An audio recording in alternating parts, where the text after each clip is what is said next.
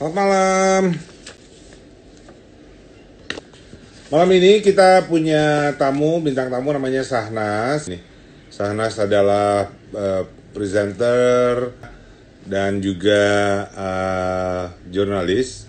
Saya mengenal Sahnas waktu masih di tempatnya yang sebelumnya di Net TV. Saya diinterview di acaranya dia, Indonesia Morning Show kalau nggak salah, barengan sama Marissa.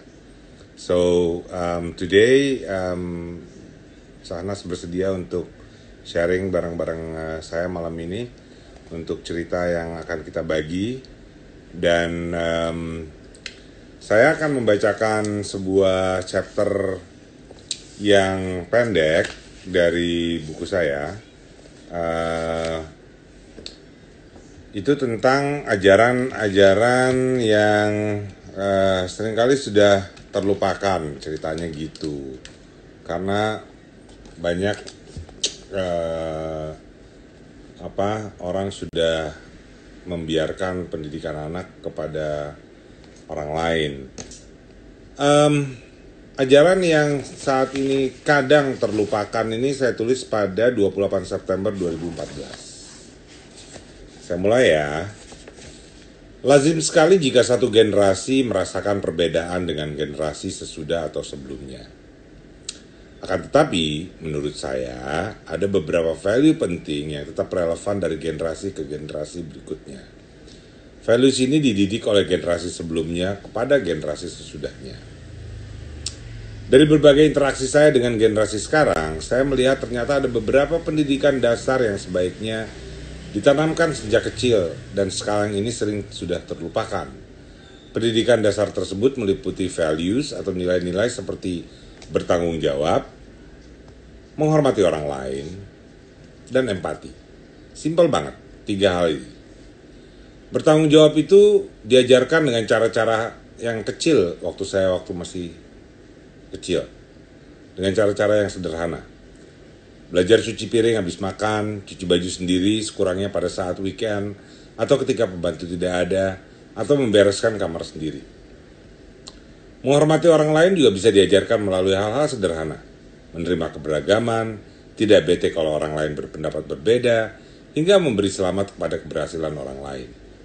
Saya dulu sering bingung dan tidak suka ketika kalah bersaing, ayah atau ibu saya malah menyuruh saya memberi selamat kepada orang atau teman yang menang dalam permainan tersebut. Buat apa, pikir saya? Ternyata hal tersebut sangat berguna ketika saya sudah besar. Belajar menerima kekalahan dengan baik dan tidak mencela orang lain yang kalah saat kita menang adalah pendidikan dasar untuk respect others. Nah, value lain, empati, bisa diajarkan dengan cara yang sama sederhananya. Memberi pada orang lain, berbagi, dan lambat laun bisa mengerti posisi dan situasi. Empati ini penting sekali. Menurut cerita, bahkan Martin Luther King sempat lompat dari lantai 2 rumahnya saat neneknya meninggal, saking empatinya. Tentu hal ini tidak harus ditiru dan tidak saya rekomendasikan juga. Tetapi saya ingin menggambarkan bahwa empati itu sangat penting dan itu bisa lahir dari pendidikan dasar kita. Empati adalah salah satu dasar untuk menjadi great leader. Kita tidak bisa menjadi pemimpin yang bagus jika tidak mengerti keadaan orang lain yang berbeda dengan kita. Tanpa memiliki empati, seorang pemimpin akan sulit mendengar. Kemampuan listening skills-nya akan rendah sekali. Kalau tidak diajarkan bertanggung jawab sejak kecil, sampai tuanya bisa nyusahin orang terus. Kalau tidak diajarkan respect others dari kecil, sampai tuanya ngerasa hanya dia saja yang benar. Kalau tidak diajarkan berempati dari kecil, sampai tuanya nggak mau tahu dengan kesusahan orang lain. Yang penting dia saja yang senang. Pendidikan seperti tanggung jawab, respect others, dan empati begini tidak bisa diserahkan kepada bibi, mbak, atau neni saja. Juga tidak bisa hanya digantungkan kepada sekolah-sekolahnya nanti yang akan mengajarkan. Tidak perlu orang tua yang berpendidikan tinggi atau modern untuk bisa mengajarkan anak-anaknya punya tanggung jawab, rasa hormat pada orang lain, dan empati. Orang tua saya tidak pernah lulus sekolah. Yang penting orang tuanya menyediakan waktu untuk secara langsung mengajarkan mereka dan memberi contoh dalam kehidupan sehari-hari.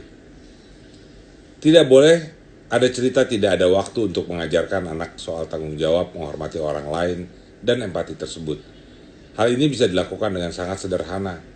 Saya jadi teringat orang tua saya yang tidak bisa memberikan saya les piano, kumon, atau baseball, tapi tidak pernah lelah untuk mengajarkan dan memberi contoh tentang bertanggung jawab, empati, dan menghormati orang lain. Bukan berarti semua les-les itu tidak penting. Intinya, jangan lupakan pendidikan dasar bagaimana menjadi makhluk sosial tadi. Ini sangat penting kelak ketika anak menjadi dewasa dan bergaul dengan orang lain. Ya, saya ini tulisan dibuat tahun 2014. Di paragraf akhirnya saya tulis begini, udah ini cuma tweet curhat saja. Sedang berharap pada satu hari nanti saya bisa diberi anak oleh Yang Maha Kuasa, sehingga bisa menjalani tantangan mendidik mereka. 2015, istri saya hamil. Dan bulan Agustus, mereka lahir. Kita dengar ceritanya Sahnas. Hai Nas. Halo, apa Hai. kabar? Baik. Ini sesudah sekian purnama ya kita nggak jumpa. Iya, ya kita tidak berjumpa sama siapapun sih aku.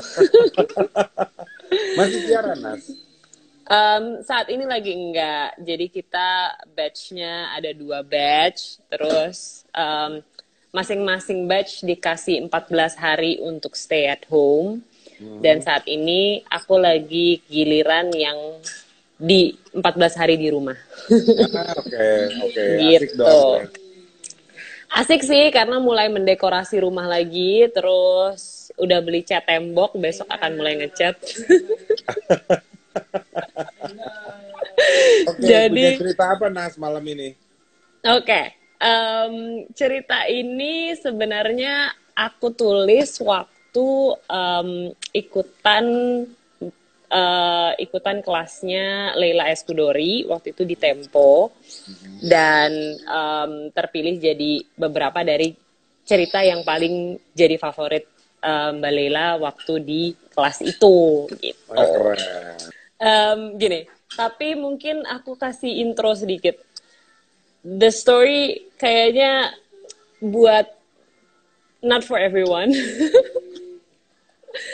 Aku agak sedikit insecure karena agak sedikit gelap. Tunggu, anakku datang dekat-dekat. Tunggu ya, ibu lagi mau ngomong. Halo, tuh. Ada Om Henry. Halo. Halo. Iya, pintar.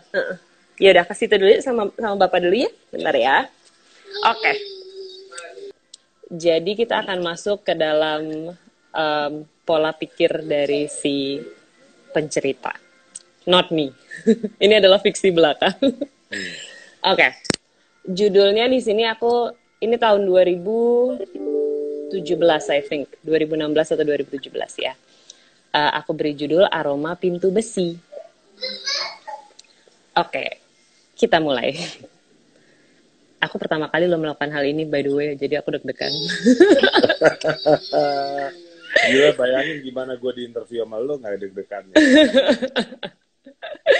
Oke, jadi ceritanya mengenai, kita mulai. Aku nggak ingat sejak kapan, tapi yang aku ingat, aku adalah perempuan yang selalu merawat kecantikan jari jemari dan kukuku. Tunggu sebentar. Kita lanjutkan. Ibuku pernah jelaskan, salah satu bagian yang paling penting dari seorang perempuan adalah kecantikan kukunya. Kadang aku pakai kutex warna merah muda, kadang warna gelap, tergantung moodku di hari itu. Wah, kukumu bagus banget ya. Komentar seperti ini selalu membuatku senang. Ya, aku senang karena aku merasa cantik. Karena aku memang cantik. Tidak sedikit orang yang mengakuinya. Aku cantik, tapi kecantikanku memudar. Di ruangan pengap ini nggak ada kutex, nggak ada blow dryer, nggak ada bulu mata palsu, dan di sini nggak ada kaca. Nggak ada yang bikin aku ngerasa cantik. Nggak ada yang bikin aku ngerasa jadi aku. Ruangan ini hanya sebesar kamar mandi kontrakanku di kawasan Tanah Abang, Jakarta Pusat. Meski dulu aku benci sekali dengan tempat jelek itu, tapi sekarang aku mau melakukan apa saja untuk bisa kembali ke kamarku yang dulu. Seenggaknya di sana aku bisa bebas melakukan apa aja yang aku suka. Dan yang paling aku suka yaitu bersolek untuk kekasihku, pujaan hatiku Roni. Roni suka kalau aku dandan cantik. Roni juga suka kalau aku pakai lipstik warna merah muda, karena katanya cocok untuk aku. Roni juga suka kalau aku wangi, makanya ritual luluran nggak pernah kulewati kalau mau bertemu dengan Roni. Aku sebenarnya nggak ingat pertemuan pertamaku dengan Roni. Seingatku, waktu aku baru datang ke Jakarta, ia memang sudah lama tinggal di sana. Dia suka nongkrong dengan teman-temannya di bawah pohon di ujung jalan. Aku nggak pernah suka dengan teman-teman Roni, karena teman-temannya suka godain aku. Mungkin karena mereka jarang melihat perempuan cantik ya. Roni ini satu-satunya yang selalu bersikap tenang. Ketenangan Roni selalu menular. Aku merasa damai tiap melihat wajahnya. Aku merasa aman dan nyaman kalau bersama dia. Beda banget dengan pikiran dan perasaanku saat ini. Aku selalu kedinginan di tempat ini, meskipun banyak orang yang terdengar seliweran di depan ruangan ini, tapi aku tahu tidak ada satupun yang bisa melindungiku. Tidak ada yang seperti Roni, karena tidak ada lagi Roni. Dulu, ada satu malam ketika aku dapat shift terakhir untuk jaga di Salon Rosalinda, tempatku bekerja, aku harus melewati tongkrongan Roni dan teman-temannya. Si kurang ajar Salman tiba-tiba meremas bokongku. "Gemesin banget sih lu," katanya. "Dasar setan." Ku coba pukul dia dengan tasku. Tapi saat aku melayangkan tasku, si pendek Dede menghadang tanganku dan memelukku. Lalu dia berseru, "Peluk sini sama abang," kata si pendek Dede. Saat itu aku mulai meronta-ronta. Nah, disitulah Roni membelaku sambil memukul lengan temannya. "Udah dong, kesian dia cuma mau pulang," kata Roni. Dan perbuatan sederhana itu menghentikan aksi mereka. Aku dibela seorang pria kekar dengan bahu bak Arjuna dalam kisah Mahabharata. Roni juga membantuku merapihkan bajuku yang berantakan karena aku meronta-ronta tadi. Aku tidak ingat apa aku sempat mengucapkan terima kasih atau tidak pada Roni. Namun sejak malam itu, setiap melihat Roni, perutku terasa tergelitik. Entah apa ini namanya. Mungkin aku suka, mungkin aku sayang, mungkin juga rasa biasa-biasa aja. Aku tapi nggak bisa menentukan ini perasaan apa. Hubunganku dengan Roni memang bisa dibilang cukup rumit. Ya rumit lah. Mungkin aku belum sempat menyinggung bahwa Roni memiliki seorang istri bernama Ana dan seorang anak laki-laki bernama Bima. Awalnya aku menyembunyikan perasaanku kepadanya. Jadi setiap melihat dia ada di tempat tongkrongan favoritnya yang harus aku lewati sebelum sampai ke Salon Rosalinda, aku selalu menundukkan kepala. Aku takut menatap wajahnya. Aku takut Roni tahu kalau aku menyimpan rasa. Meskipun sejak kecil aku merasa diberkahi kecantikan, aku nggak punya rasa percaya diri yang cukup untuk menyatakan perasaanku kepadanya. Waktu SMP dulu sih, aku pernah naksir sama sahabatku yang namanya Doni. Kita satu sekolah sampai SMA. Tapi sampai sekolah usai, aku tidak pernah menyatakan perasaanku pada Doni. Meski aku sebenarnya merasa, mungkin dia tahu perasaan di dalam hatiku. Kembali ke hubunganku dengan pujaanku, si perkasa Roni. Semua dimulai ketika Roni lewat di depan kontrakanku. Hari itu, cuaca panas sekali. Mungkin sekitar 40 derajat. Roni bekerja sebagai tukang parkir. Ia baru mau berangkat menuju tempat kerjanya di daerah Sabang. Aku merasa kami berjodoh, karena kebetulan aku sedang berada di teras kontrakan, dan aku mau menjemur pakaian. Oke. Lalu, Roni menyapaku dengan senyum hangat, yang kembali membuat hatiku bergetar. Ia memuji penampilanku meskipun aku kucel karena aku habis cuci pakaian. Aku sempat berpikir, mungkin dia sedang merayuku. Tapi tiba-tiba di jalan, Roni merasa terkoyong-koyong dan dia terlihat pucat, lalu dia hampir jatuh. Nah, untung aku ada di sana, karena aku langsung menyanggah badan yang besar itu. Ketika aku memegang bahunya yang lebar itu, rasanya aku ingin sekali untuk menaruh kepalaku di sana. Tapi aku sedang menolongnya sekarang, jadi langsung aku bawa dia masuk ke dalam kontrakanku. Terima kasih ya, katanya ketika aku memberikan secangkir teh panas. Aku yang tidak pandai berkata-kata cuma menyimpul senyum saja. Karena aku takut menatap matanya, karena aku terlalu menyukainya. Aku mengalihkan mataku ke dadanya, tetapi aku malah makin menatap nanar dengan imajinasiku yang membawaku ke arah yang enggak-enggak. Aku mencoba mengalihkan pikiranku yang sudah kemana-mana ini kembali ke Roni, dengan menawarkan Roni untuk dipijat, karena pijat adalah kemahiranku. Di Salon Rosalinda, aku biasa memberikan krimbat dan memijat para tamu sampai berjam-jam lamanya. Pikirku, pijatanku ini bisa membuat Roni lebih bugar. Tapi, ternyata, pijatan dan sentuhanku mengalirkan sesuatu kepada Roni. Perasaan yang tidak bisa kusebut bagai listrik menyengat ke tubuhnya.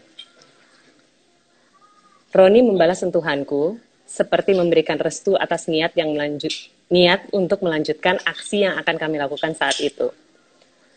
Kami tidak paham apa yang terjadi hari itu, hanya kami ingin mengulanginya setiap ada kesempatan. Lagi dan lagi. Kami jarang ngobrol, kami jarang bertukar pikiran, kami hanya melepaskan nafsu setiap kali kami bertemu. Jika bisa kembali ke waktu itu, rasanya aku mau mencurahkan semua perasaanku dan ngobrol berjam-jam dengannya. Di sini, di ruangan ini, aku merasa sendiri, betul-betul sendiri. Ketika itu, aku merasa Roni selalu menginginkan aku, dan demikian pun dengan aku. Aku selalu menginginkan Roni. Hubungan kami berjalan diam-diam. Aku sangat takut jika ketahuan para tetangga. Maklum, aku kan gadis yang belum menikah. Tapi sepertinya Roni juga sangat takut hubungan kita ketahuan orang lain. Anehnya, ini bukan perselingkuhan pertama yang ia lakukan. Sebelumnya, dia sudah pernah selingkuh dari Ana dengan beberapa orang. Ana tahu dia bukan pria baik-baik dan sudah bosan mengetahui tentang pacar Roni yang gonta-ganti.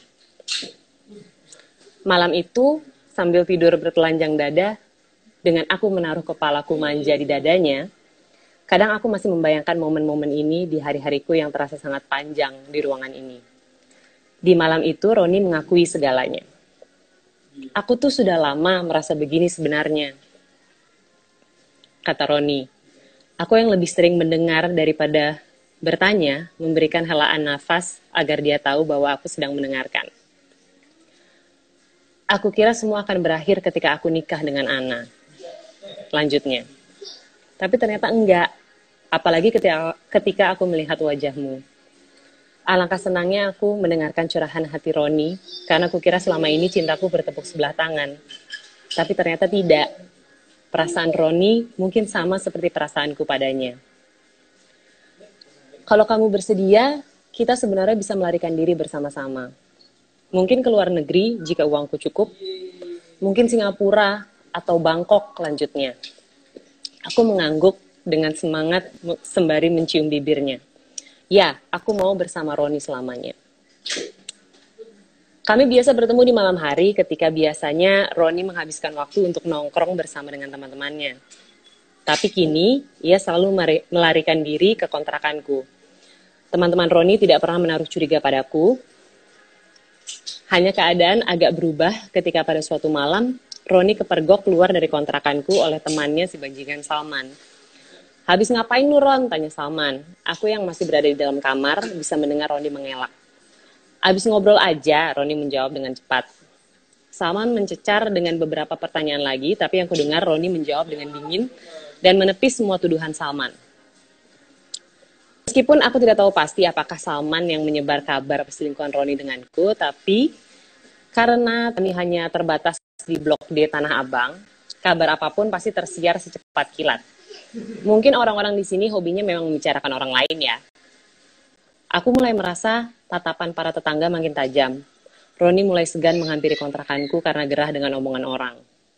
Ketika bertemu di jalan, tidak jarang ia juga memalingkan wajahnya, seakan takut menatapku. Entah takut pada siapa. Roni sepertinya malu. Dia malu ketahuan memiliki hubungan terlarang denganku.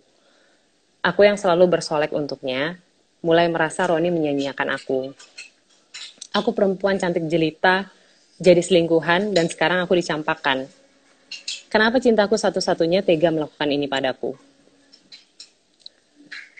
Aku sulit mengingat apa yang terjadi saat itu karena realitaku baru kembali ketika aku tiba di tempat ini. Mungkin aku coba menuntun cerita ini sesuai dengan memoriku saja ya. Aku ingat hatiku remuk. Remuk sekali karena Roni lupa pada janjinya membawaku pergi dari tempat ini. Roni lupa bahwa aku telah bersedia untuk mendampinginya selamanya. Setiap hari yang aku jalani tanpanya membuatku makin merasa sebatang kara. Aku sudah siap berkomitmen. Aku sudah siap untuk selamanya. Aku siap untuk apapun yang menghadang kita. Tapi aku tidak siap untuk berada di ruangan ini dan berada di sini. Aku merasa terseok-seok jika dipaksa mengingat apa yang aku lakukan saat itu. Aku dipaksa mengakui apa yang aku perbuat. Padahal aku tidak tahu betul bagaimana aku sampai tersungkur 2 malam lamanya di genangan darah itu. Aku ingat aku takut. Aku takut ketika aku mendapati tubuh perempuan yang tak bernyawa itu ada di tanganku. Aku tidak pernah suka pada Ana, tapi aku tidak pernah mau dia mati. Aku ingat dia menghampiriku ke kontrakanku. Ia menggedor-gedor pintu kamar itu dan tidak sabar untuk memakiku. Aku keluar mendengar namaku disebut. Kutanya pada perempuan itu, apa yang membuat dia berteriak-teriak histeris? Lo apain suami gue? Jawab. Dia bilang begitu. Nggak mungkin suami gue mau sama lo, dasar orang gila, teriaknya dengan lantang. Aku diam saja, terbelalak karena aku takut suaranya akan didengar oleh semua orang yang mungkin lewat di depan kontrakan ini. Sepertinya semua ini tidak akan terjadi jika ia tidak meneriakkan satu kata yang begitu jahat kepadaku. Seketika kata itu keluar, aku hanya ingat kejadian setelahnya. Ketika bau amis dari darah perempuan itu menusuk hidungku. Kemudian aku menutup pintu kontrakanku rapat-rapat dan aku duduk berlutut. Aku tidak tahu apa yang terjadi. Perlu waktu cukup lama untuk aku sadar bahwa aku sudah membunuh orang. Aku telah membunuh Ana. Aku, perempuan lembut yang cantik jelita, telah membunuh. Dan aku tidak percaya akan realita itu. Sampai detik ini pun, aku tidak tahu apakah aku mencekik, atau melempar, atau menusuk, atau membenturkan kepala Ana. Yang aku tahu aku salah. Karena kesalahanku ini aku dihukum. Aku dihukum hingga aku merasa tidak seperti dulu lagi. Mereka merenggut kecantikanku. Aku tidak tahu apa yang dirasakan Roni saat ini ketika ibu dari anaknya sudah tidak bernafas lagi dan perempuan yang ia cintai mendekam di ruangan pengap ini. Yang aku tahu, dia tidak pernah mencoba menjengukku. Mungkin juga ia tidak berniat untuk mencariku. Ya, karena mungkin juga dia melupakan apa yang ia janjikan padaku di malam itu. Dan sekarang, aku harus mendekam di sini, di kamar jelek dengan pintu besi yang baunya mengingatkan aku akan aroma anyir darah. Aroma ini pula yang setiap hari datang padaku, membawaku ke emosi di hari itu. Tapi sepertinya memang petugas di sini mencoba mempermainkan perasaanku. Ini terjadi setiap kali mereka mengantarkan makanan kepadaku. 3 kali sehari. 3 kali sehari mereka mengeluarkan satu kata itu, kata yang dikeluarkan oleh Ana, kata yang kubenci seumur hidupku. Makan nih makanan lo, dasar bencong, kata mereka. And that was it.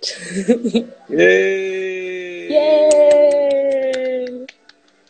Kurang lebih gitu. That was a dark thriller. Psychological thriller, kata Pak Effendi. Iya. So Menggolongkan seperti itu. The messages, I don't know.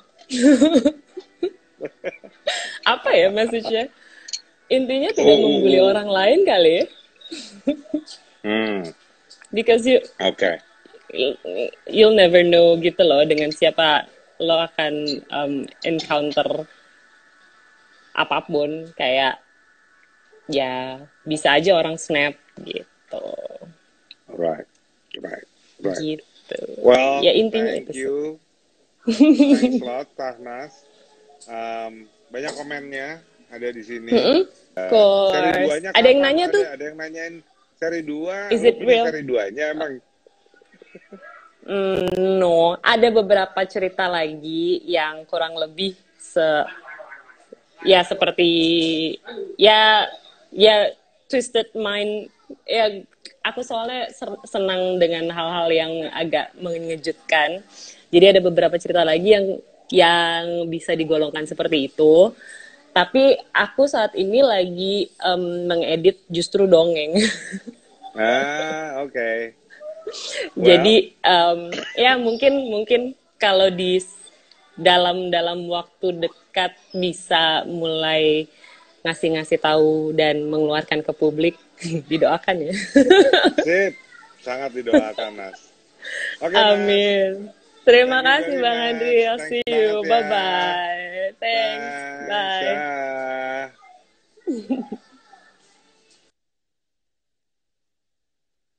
Oke, teman-teman. Jadi bikin gak bisa tidur, benar. Jadi untuk menyejukkannya, kita undang Kareda. I like the plot. It's my first bad story yang ada pembunuhannya katanya. Waduh. Iya ya. Tahnas bikin apa ceritanya bikin keringetan ya. Keren For the banget. first time Akhirnya kita tuh punya cerita beneran ya. Jadi iya, bukan iya. motivasi, beneran cerita. Alright, now Reda Gaudiamo dan kita punya beberapa lagu barangkali malam ini. Kita nggak janjian hari ini ya mau pakai laguan Iya. apa, Kareda. Dan kita nggak janjian pakai sama-sama ungu. Aku tadi Lagu apa kita? dengar cerita Handri tentang apa parenting gitu ya, tentang ayah, bagaimana ayah dan ibu memang harus bertanggung jawab pada pendidikan anak. Terus saya ingat sama sebuah lagu lama banget, Crosby, Stills, Nash and Young. Ini sebenarnya asiknya kalau dinyanyiin ada di suara duanya, tapi saya suka sama liriknya. Terus ya mohon suara duanya di kepala masing-masing aja ya, atau ikut nyanyi dari situ. Siap. Judulnya Teach Your Children. You who are on the road must have a code that you can live by, and so become yourself, because the past is just a goodbye. Teach your children well, this father's help will slowly go by, and feed them on your dreams, the one they pick, the one you'll know by. Don't you ever ask them if they told you, you will cry. So just look at them and sigh.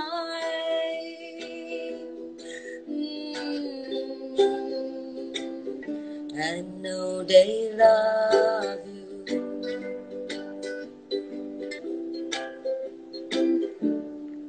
And you, of the tender years,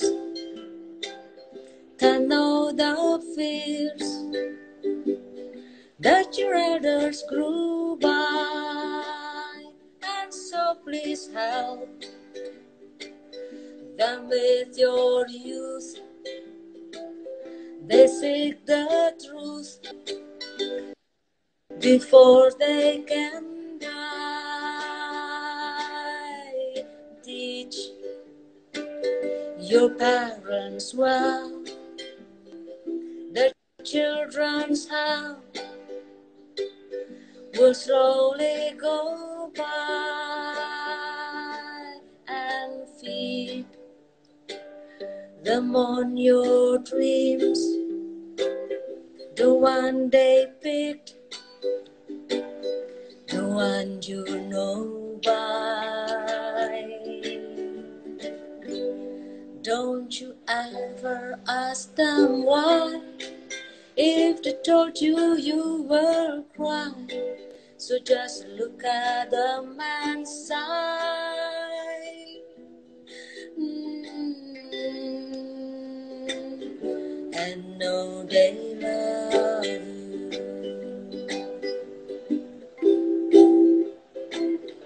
And know they love you.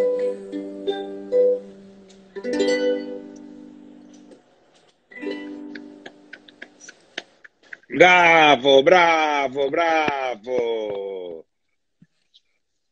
Nggak terasa udah 37 Molto grazie, molto ternyata. grazie.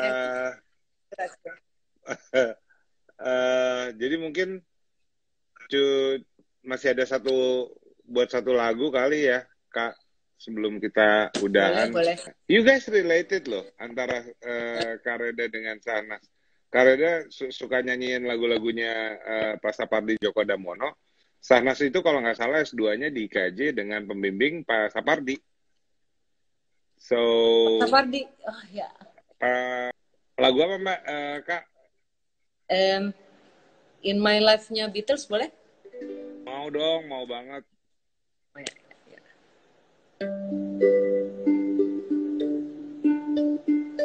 There are places I remember all my life. Those hearts have changed, some forever, not for better. Some have gone, and some remain. All these places have their moment. For lovers and friends, I still can recall. Some are dead and some are living. In my life, I love them all.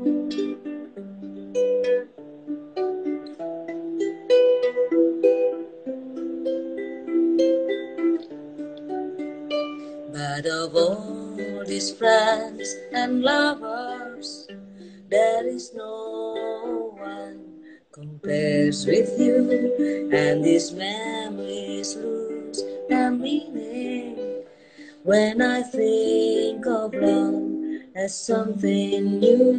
Though I know I'll never lose affection for people and things that went before. I know I'll often stop and think about them. In my life, I love you more. In my life, I love you more.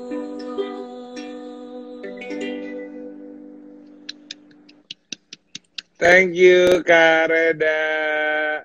Grazie. Sampai ketemu lagi besok. Buonasera. Andi Satriago, Sahnas Suartono, dan Reda Gaudiamo. Bye, buonasera. Bye. Arrivederci. Arrivederci.